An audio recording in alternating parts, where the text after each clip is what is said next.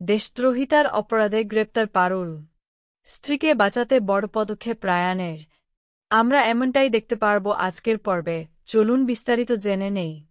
রাজানের মা প্ল্যান করে চলেছে কিভাবে পারুলকে আটকানো যায়।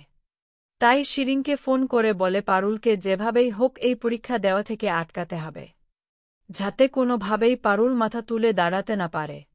আর শিরিন তো পারুলকে বিপদে ফেলার জন্য সবসময় তৈরি।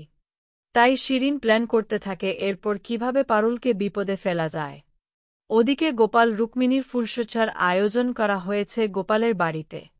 অবশেষে গোপালের ভালোবাসা বুঝতে পেরেছে রুক্মিণী।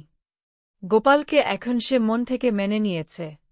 এতদিন তাদের মধ্যে যা দূরত্ব ছিল রুক্মিণী তা এক নিমেষে দূর করে দিয়েছে।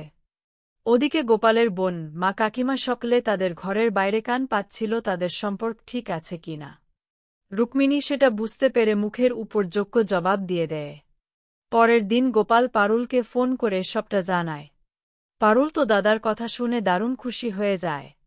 সে চেয়েছিল যাতে গোপাল রুক্মিণী সুখে সংসার করে। রুক্মিণীকে পারুল না নিয়ে এলে হয়তো আজকের দিনটা গোপালের জীবনে আসত না। তাই পারুলকে ধন্যবাদ দেয়। আর পারুল রায়ানের সম্পর্ক যাতে ঠিক হয়ে যায় তার জন্য প্রার্থনা করে। ওদিকে ইউনিভার্সিটি গিয়েই আবার শিরিন পারুলকে বিরক্ত করতে শুরু করে, তার মাকে ডাকাত বলে অপমান করে। আর পারুলও সঙ্গে সঙ্গে শিরিনকে যোগ্য জবাব দিয়ে দেয়। শিরিনের চোখে মাথা যন্ত্রণা কমানোর বাম ঘষে দেয়, যার জন্য শিরিনের চোখ জ্বালা করে। আর শিরিন পারুলের উপর বদলা নেওয়ার জন্য পারুলকে দেশদ্রোহী অপবাদে পুলিশের হাতে তুলে দেয়। এবারে দেখার অপেক্ষা কি হয় আগামী পর্বে।